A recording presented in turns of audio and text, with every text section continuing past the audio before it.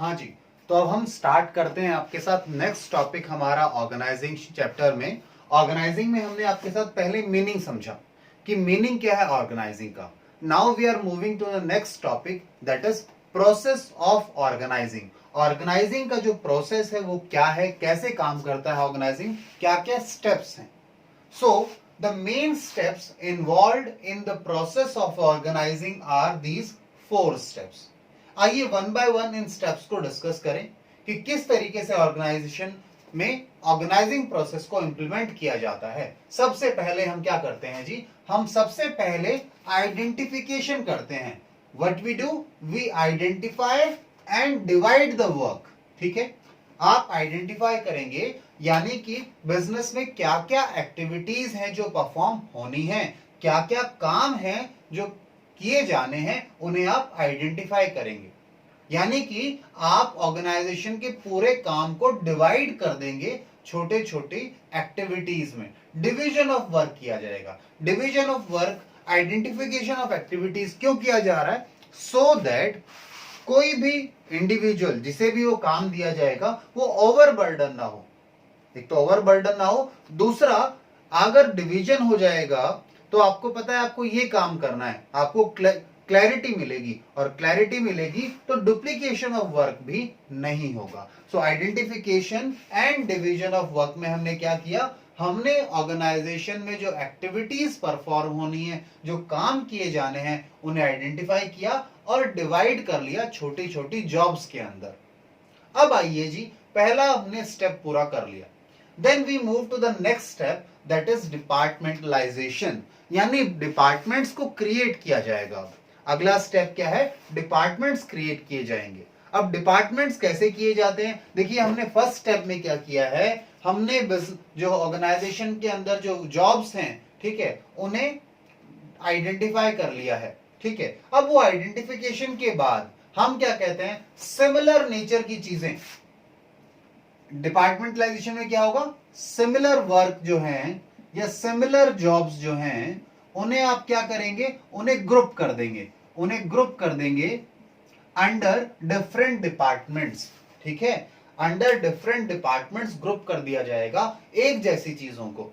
ठीक है, let's suppose production related सारे काम जो भी हैं वो किस डिपार्टमेंट में डाल दी जाएंगे, प्रोडक्शन डिपार्टमेंट में डाल दिए जाएंगे। सेल्स के रिलेशन में जो भी एक्टिविटीज परफॉर्म होनी है वो किस में डाल दी जाएंगी, सेल्स में डाल दी जाएंगी। तो ये जो डिपार्टमेंटलाइजेशन हो गया यानी ग्रुपिंग हो गया, जो ग्रुप करना है आपको वो किया जाता है। ठीक है, उसके कॉमन तरीके दो हैं, एक तो फंक्शनल बेसिस पर यानी फंक्शन के बेसिस पर, और दूसरा डिवीजन के बेसिस पर। तो जब सिमिलर ग्रुपिंग की आपने की तो ये दो तरीके से हो सकती है, या तो on the basis of functions performed, ठीक है, या फिर डिविजनल ग्रुपिंग भी आप कर सकते हैं। डिविजनल ग्रुपिंग भी हो सकती है। फंक्शंस के बेसिस पे एग्जांपल आप लीजिए, अगर फंक्शंस के बेसिस पर करना चाहते हैं तो लेट्स सपोज आपका प्रोडक्शन डिपार्टमेंट है, उसके अंडर जो एक्टिविटीज आएंगी वो एक डिपार्टमेंट में चली जाएंगी। आपका सेल्स डिपार्टमेंट है, सेल्स डिपार्टमेंट के अंडर जो एक्टिविटीज जानी है वो सेल्स डिपार्टमेंट में चली जाएंगी। ठीक है, सेल्स के रिलेशन में जो एक्टिविटीज आती हैं। ठीक है, तो बात करें फंक्शंस के बेसिस पे क्लासिफिकेशन इस तरीके से होगा, डिपार्टमेंट्स इस तरीके से बना दिए जाएंगे। प्रोडक्शन डिपार्टमेंट बन जाएगा, सेल्स डिपार्टमेंट बन जाएगा, परचेज डिपार्टमेंट बन जाएगा, अकाउंट्स डिपार्टमेंट बन जाएगा, कैश डिपार्टमेंट बन जाएगा। तो इस तरह के डिपार्टमेंट बन जाएंगे।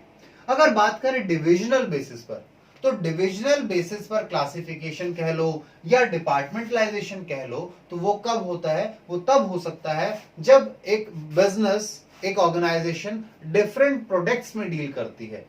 ठीक है, डिफरेंट प्रोडक्ट्स में डील करते हैं तो वो अपने प्रोडक्ट वाइज डिपार्टमेंट बना सकते हैं कि उनका टेक्सटाइल बिजनेस है तो टेक्सटाइल में चला गया, वो एक अलग डिपार्टमेंट बना दिया उन्होंने।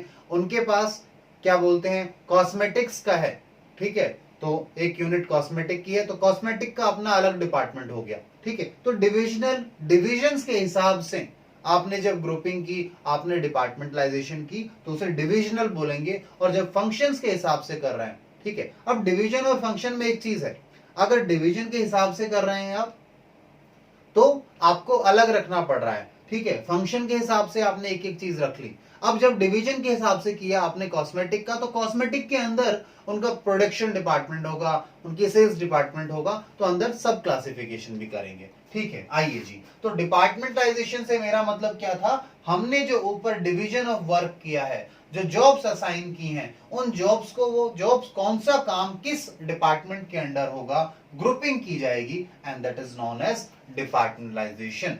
ठीक है जी, उसके बाद आपने ग्रुपिंग कर ली, ठीक है ना, आपने डिपार्टमेंट्स बना लिए।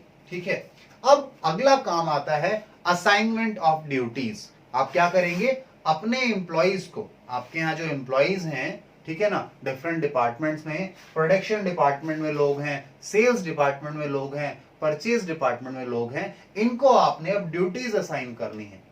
ठीक है, ड्यूटीज असाइन करनी है ताकि सबको पता रहे कि किसका क्या काम है, किसको क्या वर्क करना है, डुप्लीकेशन ना हो, कोई ओवरबर्डन ना हो।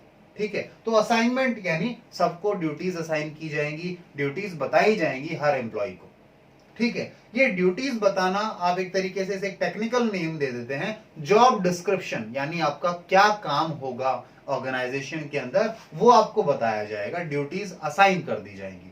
ड्यूटीज असाइन करने से मैंने आपको बताया इसके फायदे क्या हैं, क्यों किया जाना चाहिए। अच्छा, ड्यूटीज असाइन करते समय एक चीज ध्यान रखी जाती है, जब आप ड्यूटीज असाइन करते हैं किसी एम्प्लॉय को, तो आप ध्यान देते हैं उसकी एजुकेशनल क्वालिफिकेशन क्या है, उसकी स्किल्स क्या है, उसके पास क्या स्किल्स है, उसका स्पेशलाइजेशन क्या है, ठीक है, उसकी एबिलिटी क्या है, तो अकॉर्डिंगली ही आप उसे असाइन की जाती है, उसको जिम्मेदारियां दी जाती हैं, ड्यूटीज दी जाती हैं।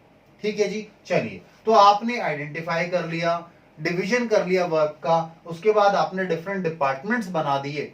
हम क्या कर रहे हैं, ऑर्गेनाइजेशन कर रहे हैं, ऑर्गेनाइज कर रहे हैं चीजों को, तो ऑर्गेनाइजिंग में स्टेप्स हैं, आइडेंटिफाई किया, फिर डिपार्टमेंट्स बना दिए, फिर अपने एम्प्लॉइज को ड्यूटीज बता दी, उन्हें क्या काम करना है, and the last and the most important one is establishing reporting relationship. आपने ड्यूटीज दे दी अपने एम्प्लॉइज को, तो अब अगला काम ये आता है कि उन्हें, जब उन्हें जॉब करनी है, अब उन्हें काम करना है, अपना परफॉर्मेंस ऑफ वर्क करना है, उन्हें काम करना है, तो उसके लिए उन्हें कुछ अथॉरिटी मिलनी चाहिए। ठीक है, हमने चैप्टर 1 में आपके साथ पढ़ा था, ठीक है ना, बैलेंस होना चाहिए रिस्पॉन्सिबिलिटी एंड अथॉरिटी का। तो हमें अगर कोई काम परफॉर्म करना है, तो उसके लिए हमें, हमारे पास कुछ अधिकार होने चाहिए, कुछ अथॉरिटी होनी चाहिए।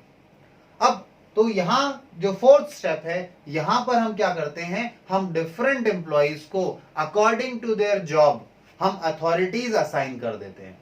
और जब आप अथॉरिटी असाइन करते हैं सभी लोगों को कि आपके पास क्या क्या अधिकार हैं, then there comes an existence और there comes a concept of superior and subordinate relationship. एक सुपीरियर एंड सबऑर्डिनेट का रिलेशनशिप स्टेब्लिश हो जाता है जब आप अथॉरिटी असाइन करते हैं लोगों को। ठीक है, स्टैब्लिश करते हैं रिपोर्टिंग रिलेशनशिप। कैसे होगा स्टैब्लिश रिपोर्टिंग रिलेशनशिप, मैंने सबसे पहले आपको क्या कहा, हमने जॉब के अकॉर्डिंग आपको अथॉरिटी देनी है, उस अथॉरिटी देने से आपको एक रिजल्ट, एंड रिजल्ट क्या आ रहा है आपके पास, उससे रिजल्टेंट आया कि अब पता लग पाएगा कि कौन किसको रिपोर्ट करेगा, जिसके पास ज्यादा पावर है, ठीक है, उसको कौन रिपोर्ट करेगा, वो किसको रिपोर्ट करेगा, यानी रिपोर्टिंग रिलेशनशिप स्टैब्लिश हो जाएगा, superior and subordinate relationship establish हो जाएगा।